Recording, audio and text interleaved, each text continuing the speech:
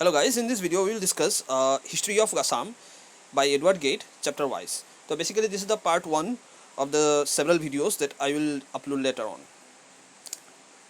The first chapter is called Prehistoric and Traditional Rulers, and this is the part 1 of the chapter 1. The Earth of Early Records. The Earth of Early Records means lack of early records. The signs of history was unknown to the early inhabitants of Assam until Assam invasion in 1200 AD, 1228 AD.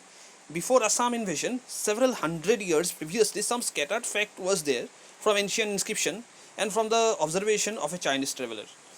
Before that date, nothing definite was known except some fragmentary references in the Mahabharata and in the Puranas and Tantras. So basically, there was no documentation of history before Assam invasion, which was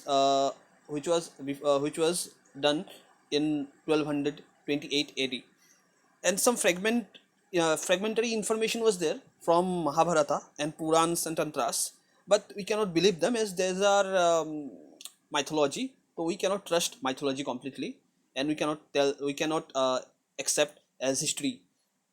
That's why we have to know some strong historical evidences which was not present before 1228 AD. Indication derived from philology and ethnography. What is philology? Philology means study of history, and ethnography means the study of communities and mixing of their cultures. The Ahoms, Ravas, Kacharis and other tribes abandoned tribal dialect in favor of Assamese. Means they abandoned their tribal dialect and started accepting Assamese language. The reason is Assamese was the language of priests who were bringing these tribes to Hinduism.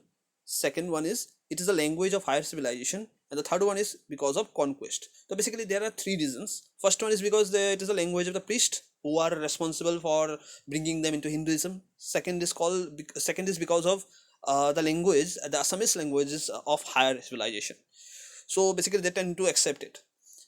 Third one is because of conquest. So what is conquest? Conquest means when one nation brings another under its subjugation. Thus, it imposes its own language on the conquered people.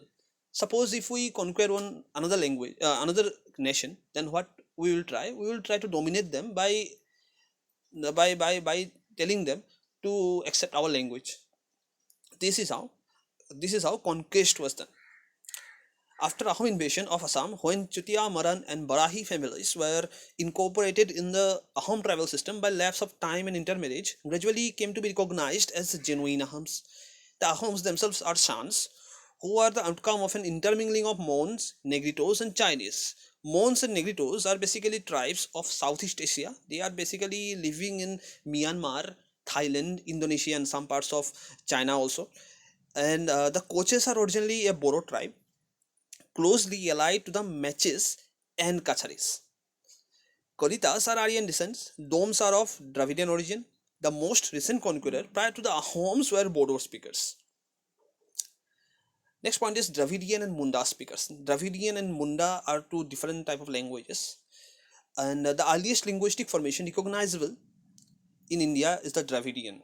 Dravidian physical traits are long head, dark, large eyes, a fairly strong bird, thin legs, very broad nose with depressed the root.